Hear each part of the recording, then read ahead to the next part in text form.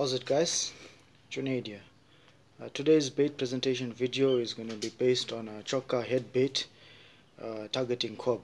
So I'm going to run you through the trace, and I'm going to run you through the bait step by step. With regards to bait, you're going to need a few pink prawns. You're going to need the chokka head. You're going to need your knife. You're going to need a chokka hammer, and you're going to need some cotton.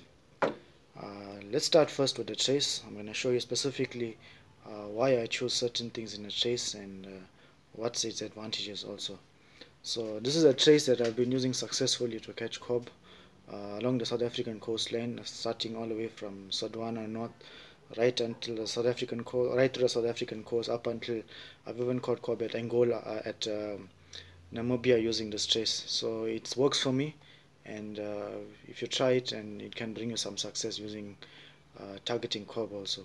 So with regards to the length of the trace, I usually have the sinker line around 60 centimeters, and the hook line slightly shorter, around 55 centimeters. The reason for this is I don't clip my bait when I fish for cob.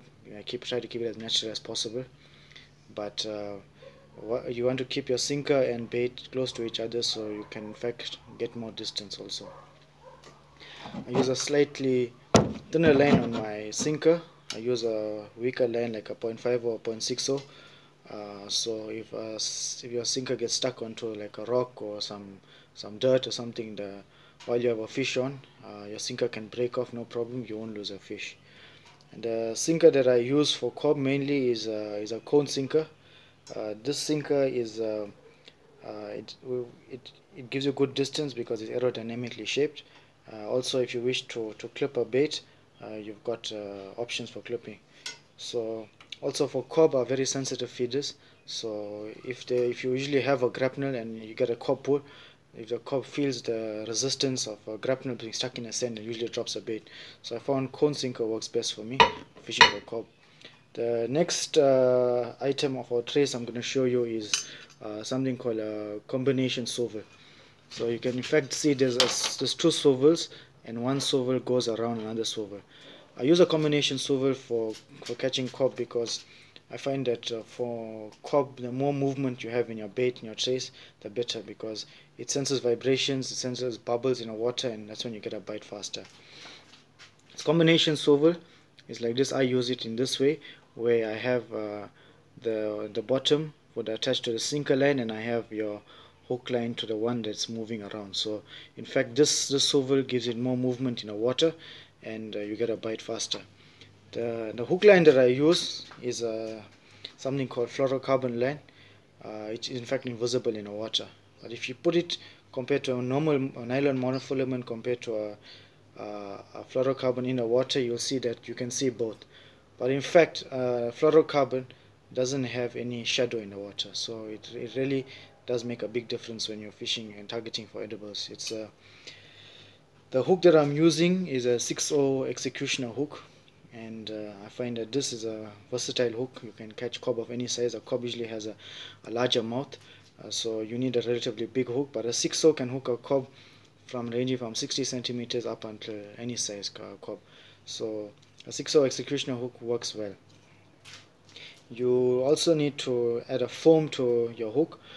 Guys, when you're choosing foam, you get different kinds of foam. You get foams that are high density and low density.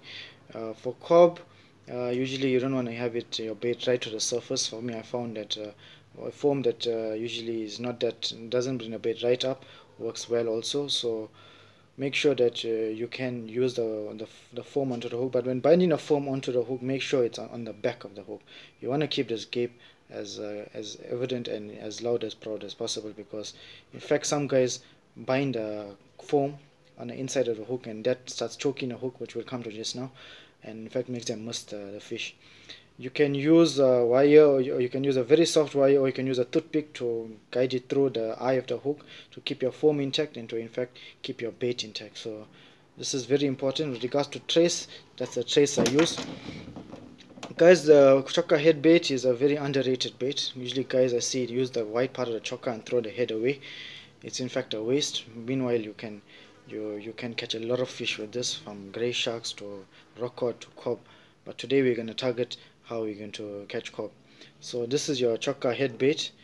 You find usually these two long parts here. I usually take them out, leave them to the side. You can use that on another bait. And you find that another very important part of the cob, of the chokka, is this inside head. You put your finger in it and you in fact pull this out. So guys, you can see this in fact, if you put like a red eye head or red eye on this, you can see more movement, and it's an excellent bait. But we're not going to use this into our chokka head bait. We're going to keep it strictly for chokka head today. We start our bait by taking this part that we have here. We're going to cut this off, keep this one part here off. And guys, you have here, you have your chokka head. You have your chokka head. Now it's broken up. What I do is I split it in half. I take my knife. Make sure you have a sharp knife. The sharper knife you have, the sharper the knife you have, the neater your bait is, the better the presentation. You split the chokka head open into half, where you have two parts. You have two parts. So I usually take this. Usually this part I usually keep it one side. So next you have your two prawns, your pink prawns. Pink prawns also has one of the best scents amongst all baits. So what we first do is we deshell our prawn, leave our shells one side, and we open it up until we have two pieces of flesh of prawn. So guys, when you can use a pink prawn with any bait, you can make a bait and just add the pink prawn to it. It really does have an exceptional scent. So if you look at my cooler box, I've always have a packet of prawns in any fishing trip I have, because if you just add a pink prawn to any bait that you have, it will in fact give you the extra edge and you can get a bite. So your pink prawn, you take your knife and just lightly halfway through, just split it open until you have it open. You take this with both sides, just split it open slightly till you have something like this. So you have your rough side and your fine side for your chokka hammer. Take your fine side and you lightly beat your prawn, very lightly, because it's usually a soft bait and it can tear off if you don't have it properly. So your meaty part of your chokka head, you lightly beat it, you leave it one side. Now guys, it's important that you take your chokka head and you beat both sides of the legs. So you start first by beating this, each leg, one leg at a time. You have to beat this until it's very soft. To beat it, and you can see there's oils pulling out, and that in fact being sent. Hit each leg individually. Each leg individually, you have it gets very soft. Do the same thing with the other side of the chokka. Guys, this varies from the size of the chokka, of whether you're going to use two parts of the legs, or whether one. If you have a relatively large chokka, you can use this for two baits. So if you want to put a smaller bait, you can do that. But this chokka is relatively small, so I'm going to use both legs. Make sure you hit both sides until there's oil spilling out. Right, guys. When you're choosing your cotton to use, you get different types of cotton. The cotton that we're using today is a very light cotton. So if you're fishing for edibles, it's important to keep your bait as natural as possible. So you need to choose a cotton that's very soft. So guys, you take your hook first, but the trick that we're going to do today is we're not going to keep our chokka head down. We're going to try to keep it up, and I'm going to explain to you the reason as to why I do this just now. So the first one is you poke it in from the back of your hook, and you start binding it on. Start binding it on until you have something like this. You have the legs facing up. After you take a prawn, make sure you're binding your bait from the side. You don't bind it in the hook gap, because you'll end up missing the fish.